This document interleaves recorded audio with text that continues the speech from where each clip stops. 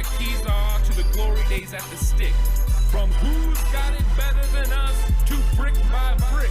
It's always the 49ers way, from off-season to game day. Yeah, we talk back. It's the 49ers Cutback.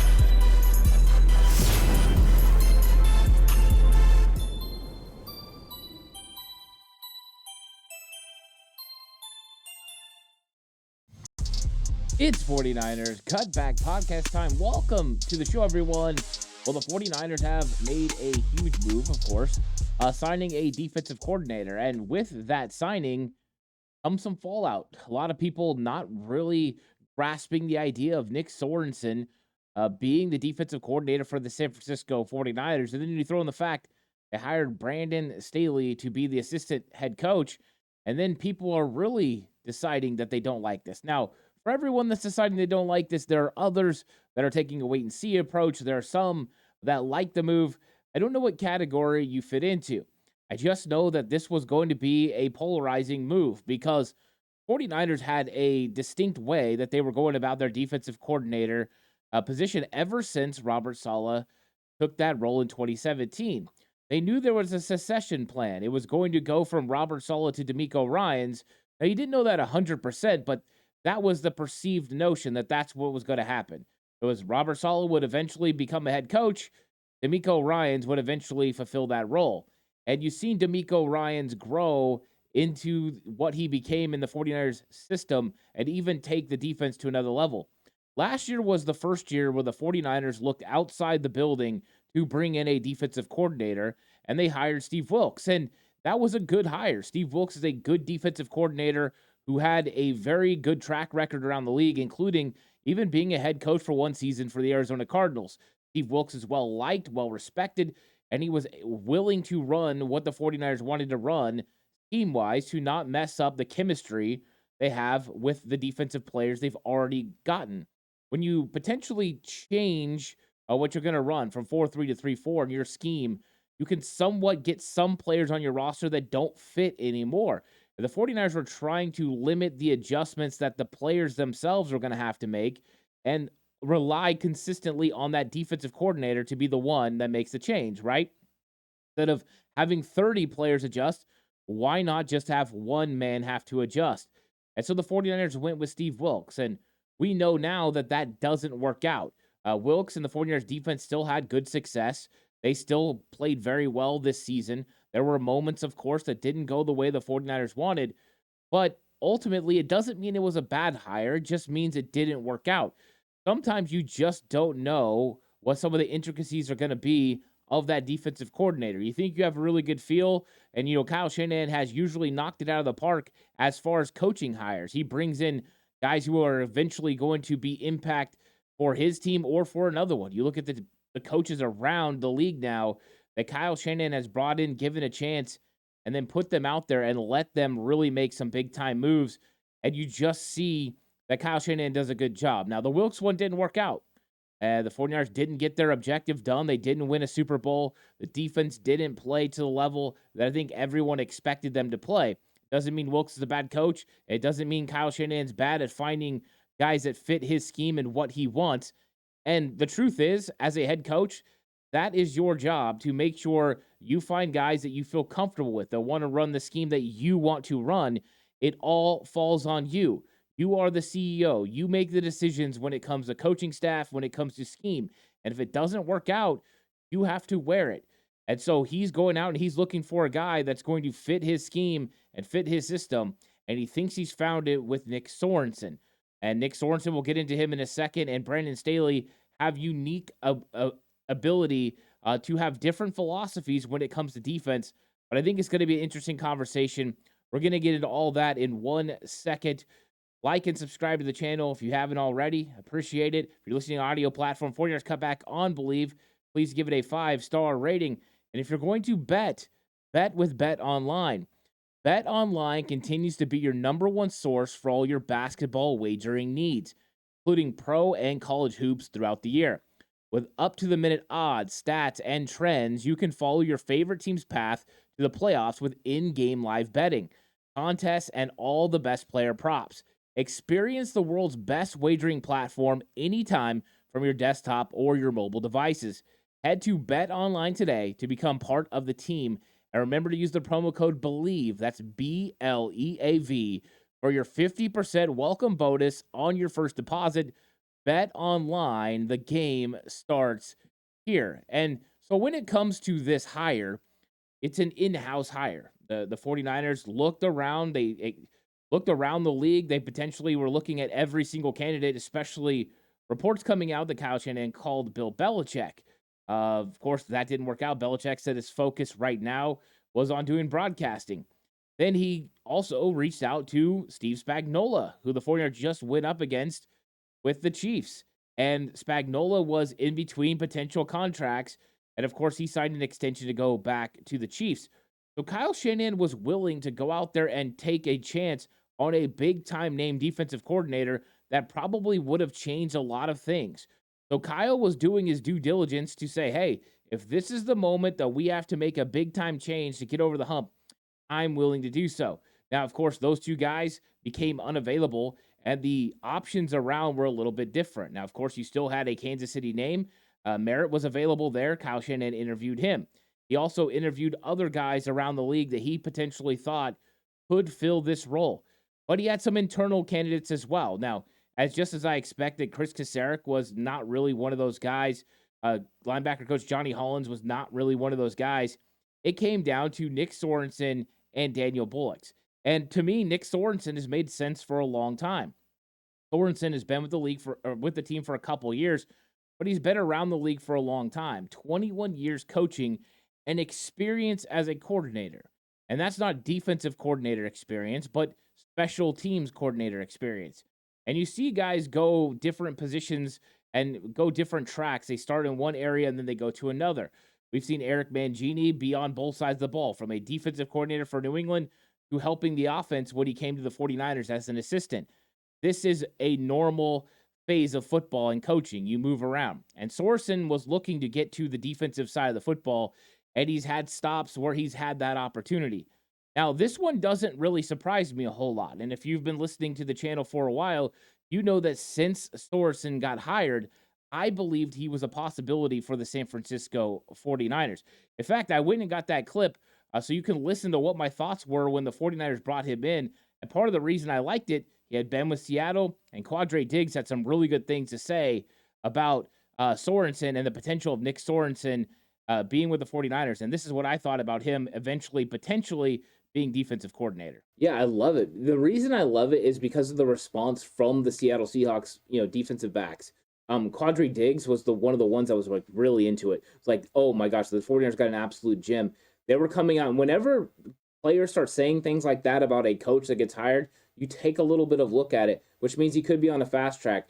I know a lot of people aren't seeing it right now, but I think this guy could be someone there could be grooming to be the next defensive coordinator when DeMeco Ryans leaves, because he's had a lot of success in the Seattle system, so understand the basis for which the 49ers run defense. And then now he's there to learn, and he's there to help. And I think that this could be a nice transition if that is what eventually happens, and DeMeco Ryans gets a head coaching job next year. It just made a lot of sense to me. Nick Sorensen was coming in. He had that experience being in that system in Seattle, and he had crossed paths with guys who the 49ers have on roster. And so when he came in, it made a lot of sense for this guy to be the eventual replacement for DeMeco Ryans. Now, of course, for whatever reason, Kyle didn't feel that Nick Sorensen was ready last year. He obviously felt like Steve Wilks was a better option at the time. But it doesn't mean he didn't think highly of Nick Sorensen. In fact, it doesn't mean he doesn't feel highly about Daniel Bullock as well. In fact, Nick Sorensen becoming defensive coordinator doesn't mean that eventually Daniel Bullock will end up being defensive coordinator for the 49ers down the road. One thing we know is true in San Francisco is defensive coordinators, offensive coordinators, they come and go. 49ers lose staff probably the most out of any NFL team around the league. And so the thoughts are, yes, Sorensen's going to have an opportunity to establish himself. And though he's somewhat of an unknown when it comes to defensive coordinator, he's not an unknown in the coaching ranks around the NFL. He's had stints with the Seattle Seahawks. He has been special teams coordinator with the Jacksonville Jaguars. So he is well thought of. And Quadre Diggs saying the things that he said about Nick Sorensen makes you automatically believe how much they believed in him. because that team had a lot of success with Sorensen being in working with the defensive backs and being in that backfield. Now, you do have the question marks that Steve Wilks faced. This is a secondary guy. How is he going to marry what happens in the front end with the back? Well, here's one thing to remember. Dick Sorensen has been working with nickel corners. One of the things nickel corners' responsibilities are, especially right now in today's NFL, is in nickel sets to be considered a third linebacker. So if ever there was a secondary coach that had to work consistently about marrying what they do in the secondary with what the linebackers do, it's a guy like Nick Sorensen.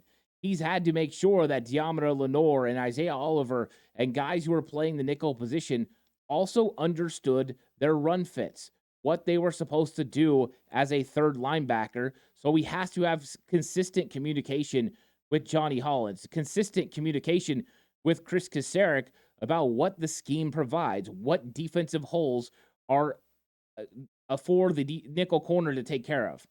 So the 49ers know that right now Sorensen has that understanding. But who is Nick Sorensen? I think this is one of those questions that a lot of people are asking right now because he was kind of flying under the radar. I know I brought him up, but that's what I like to pay attention to all the coaching news, and it just makes a lot of sense to me. But for a lot of people, they probably don't know who Sorensen is, really. So Nick Sorensen came to the San Francisco 49ers in 2022 as a defensive assistant, and he was with the Jacksonville Jaguars in 2021 as their special teams coordinator. Of course, with coaching changes comes, head coaching changes throughout the entire staff, and Sorensen dealt with that. In 2012, he was the quality control coach for Youngstown State, and after playing safety in the NFL for 10 years, he played for the Rams, Jaguars, and Browns. His career ended in 2010. He had 133 special teams tackles. That's part of the reason he has the special teams prowess. And he played in the Super Bowl with the Rams. So it's a guy that's been around for a while. He has experience as a coach, and he has experience as a player. And he went to Virginia Tech. That Virginia Tech team that went all the way to the national championship in 1991. He's been in big-time games. Prior to his time in Jacksonville, though, Sorensen spent 8 years with the Seattle Seahawks as special teams assistant. And then secondary coach. He became secondary coach in 2017 through 2019 as secondary coach with a nickel specialist, very similar to what he just did now with the 49ers, where he was nickel specialist in 2020. He helped a lot of players have a lot of success, and they had some very nice things to say about him, including in 2017, Seattle held their opponents to an average of 209 passing yards per game, ranking second in the NFC and sixth in the NFL. So Sorensen comes with that Seattle mentality. He understands what that defense was like, and of course, that is the basis for what the 49ers do. 49ers have a base in that cover 3 scheme, the single high safety look. Now, that's not all they do. They have continued to progress and grow throughout the years, but he has that basis, and that's exactly what you had from the other 2 coordinators that were there before Steve Wilks. Robert Saleh grew up in that type of system. D'Amico Ryans was very affluent in that system, and I think that's exactly what Kyle Shanahan was looking at. You want to make sure you have somebody that can handle that scheme, but then build off of that. And I think Nick Sorensen is a good hire for the San Francisco 49ers. I think this is one, and you heard my own words. I thought this was something that was coming, that he was going to learn this system, and eventually this was going to be the elevation. I was actually a little surprised that they didn't go with Sorensen last year. Steve Wilks was a good hire, and I like Wilks, and I think he's a leader of men. And I think Kyle Shanahan's belief was that he could hire Steve Wilks and he wouldn't have to worry about the defense at all. This was a guy who had been a CEO of a football team as a head coach and knew all the responsibilities that was going to come with it. And so he went ahead and went there. And when there's an appealing option out there, you have to go ahead and take a shot at it. He did, and that's the direction they went. Now they're going back to what they do best, which is promoting from within, getting a guy like Nick Sorensen in there who has the acumen to do so. He has coached around this league. He's been a special teams coordinator, which means he knows what he has to do to have coaches that work with him and to work in concert with coaches. Now, because he's been on the staff and he's been with the 49ers for a couple years, there's one thing I really like. And the fact that he has worked hand in hand with every single one of these coaches, because just like I brought up with Chris Kasarik and Johnny Hollins, he had to work with them, nickel inside those run fits and making sure they were going to be in the right spots with what the responsibilities were for each game plan that they're in. But also he worked hand in hand with Bullocks because Bullock's a secondary coach. And when it came to our guy here, Sorensen, he is the Nichols coach. So they had to work hand in hand. So he had a hand in working with each one of the guys that are in that room. Also, he worked under D'Amico Ryans. The fact that he was a defensive assistant and didn't have a position per se that he worked with means he was paying attention to all aspects of the defense. That's what first tipped me off that potentially Nick Sorensen could be a defensive coordinator for the 49ers and on the fast track to do that. And here we are, signed him in 2022. Now we're in 2024, and Nick Sorensen is going to be the 49ers defensive coordinator. But he's not coming alone. The 49ers also made sure they brought in Brandon Staley as well. But before I talk about Brandon Staley, I want to tell you about Beyond the Occasion. Beyond the Occasion offers various event services such as event cleanup, decor, wedding officiant, MC, and day of coordinator. They cater to bridal showers, baby showers, weddings, birthday parties, and more. Contact us for your event needs.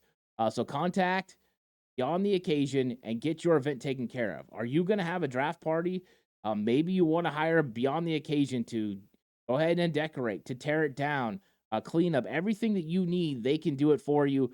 Head on over and check out Beyond the Occasion. That's btoeventmanagement@gmail.com. Available in the description section down below. Go ahead and click on that link. Tell them Ant sent you. Send them an email and get your party hooked up so that you are ready for your next occasion, no matter what that is. Now, Brandon Staley was definitely one that was interesting. I didn't think it was that far off. The kind of relationship he had with Kyle Shanahan, the fact that he had coached with guys who Kyle felt confident with, made me believe that Brandon Staley was an option. Sean McVay had him in Los Angeles for the 2020 season, and Brandon Staley did a very good job being there with them. So the San Francisco 49ers bring in Brandon Staley to be the assistant head coach, and people are probably asking why. People are saying, hey, what does that mean for Nick Sorensen? Is Staley going to overlook what he does? What is going to happen? Well, first off, I believe that Brandon Staley is there to continue the advancement and the progression of the 49ers defense. We've seen the 49ers defense continue to evolve over the last several years. Going from Robert Saleh to D'Amico Ryans, it evolved. And I think that Kyle Shanahan wants to continue to see it evolve. So what it all goes back to is Vic Fangio. And let's go ahead and talk about who Brandon Staley is and kind of how he's gotten to where he's got. Now, first off, he gets his NFL start helping with the Chicago Bears. And guess who's there? Vic Fangio. Staley was hired as Chicago Bears outside linebackers coach in 2017. So he's there with Vic Fangio.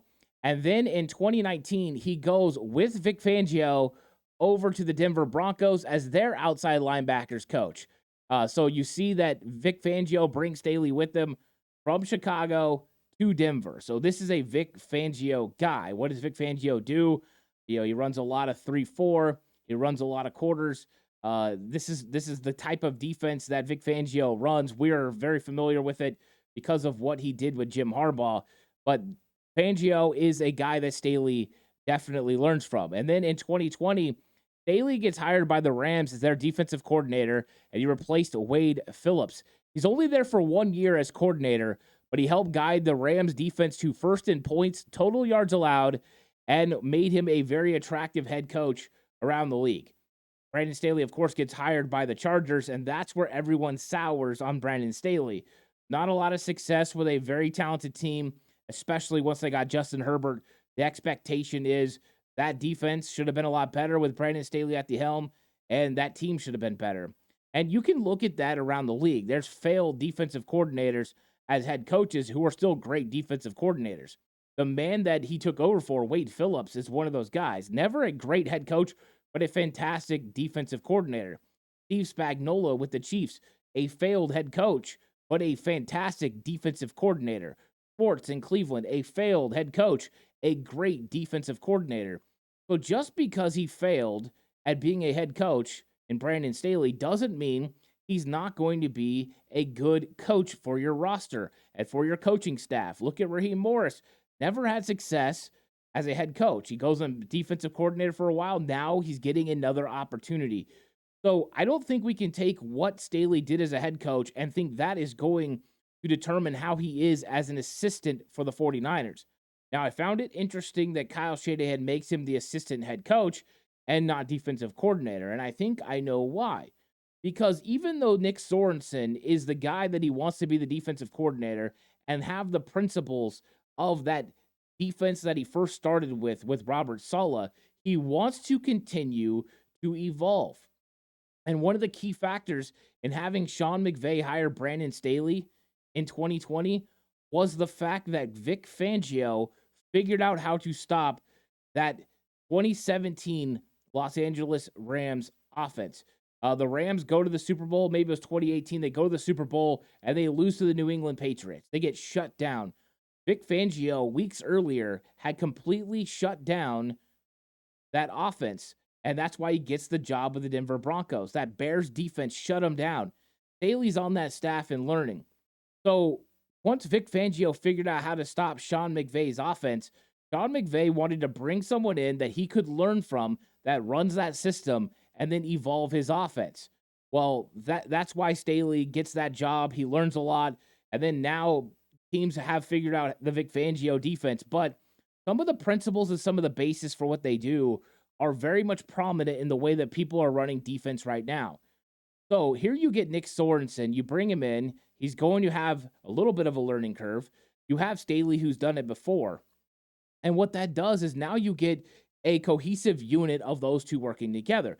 It doesn't mean Sorensen's not going to be the defensive coordinator and not be the one that pulls the trigger on calling plays and making decisions. But what it does is it means Kyle Shanahan doesn't have to have as much focus or as much time put into working with that defense. Kyle had to start sitting in on meetings. Kyle had to make sure he was overseeing what was happening. Now you don't have to do that. You have Brandon Staley to help. And this is one thing that Mike McDaniel said about Kyle Shanahan. He said Kyle Shanahan is very collaborative. When they were asking Mike McDaniel why Kyle didn't have him calling plays, he said, why would he want him? He's the best play caller, but he's very collaborative, which means he listens to what you have to say, which means he liked having people that could talk to him and tell him things and help get his mind going as he was making decisions. And I think that's what he wants on the defensive side of the ball. He wants Sorensen to run this defense. He feels confident with it, but he wants Brandon Staley there so they can bounce information off each other, so they continue to grow this defense and push each other to have really good defense. One thing we know about Kyle from listening to everything that he's done throughout the years is he is about competition and he's about pushing things to the limit. He's about getting on coaches and driving them to their brink.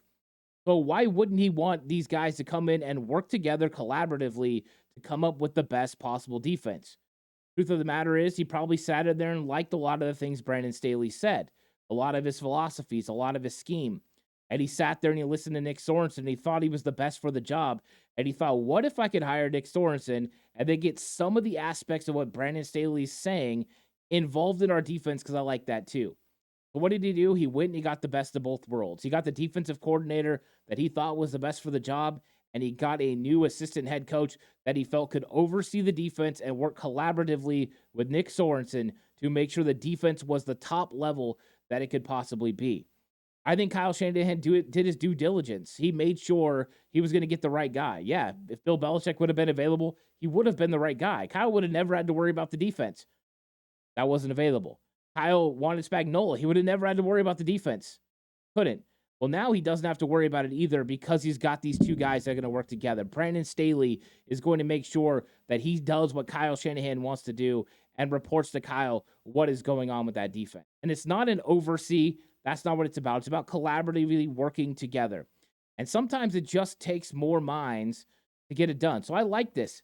Take what you had with that Seattle Seahawks defense, that cover three. You take what Sorensen learned from DeMeco Ryans as far as blitz packages and working things together, and then you take Brandon Staley's knowledge of Vic Fangio's defense, and you find the principles and concepts that work, and then you integrate them into this 49ers defense. Now these two guys can work together to get together the best possible defense they can. Because if the defense is very successful, that means Nick Sorensen's going to get a lot of attention around the league, but also so is Brandon Staley. This is a good opportunity for both guys, for Nick Sorensen to get more attention around the league and for Brandon Staley to revitalize what people think of him. Because right now they're not very high on him, but he is a X's and O's guy that really understands football. That has been his strength. What was his weakness? Being a head coach. Well, he's not a head coach now. He's a guy that can handle things that Kyle wants him to handle and take some of the weight off of Kyle as he continues to focus on that offense. But this was a great move for the 49ers, I believe. Now, Sorensen is the guy. He's going to be the defensive coordinator. He's going to be pushing this defense where it needs to go. He's going to be trying to marry all three levels together. And because Staley has done it, and Staley has already been a defensive coordinator in this league and a head coach, as CEO, he knows how to work collaboratively with people to get it done. So I like this move for the 49ers overall. I know it's probably going to rub a lot of people the wrong way, but I've been a fan of Nick Sorensen since he first got to San Francisco, and I've watched him continue to grow into this defense. And I think the Brandon Staley hire is Kyle Shanahan's way of continuing to evolve as a defense, all the while making sure it takes some of the pressure off him to be as involved in the defensive side of the ball. And so I like it. Find two guys that you like their scheme, you like where they come from, their concepts, and then you put them in a room and you say, hey, can you guys work together? Once you find out they can, then you let them work collaboratively to get the best possible defense you can. Because if that defense plays to the level that Brandon Staley's defense played in 2020 for the Los Angeles Rams, and they are first or second in points, the San Francisco 49ers have a shot to get back where they want to get.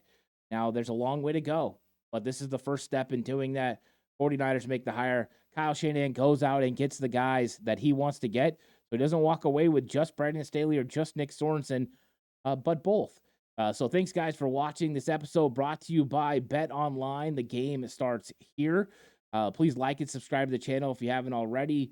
You want to use Beyond the Occasion for your event, your party. Link is in the description section down below. Sure, we'll have more conversation on this. Let me know what you think about the defensive coordinator hire of Nick Sorensen, about new assistant head coach Brandon Staley, and maybe, do you understand where I'm coming from now? I'm curious. But let me know in the comment section what you thought of these moves. I'll catch you guys on the next one. Until then, stay safe.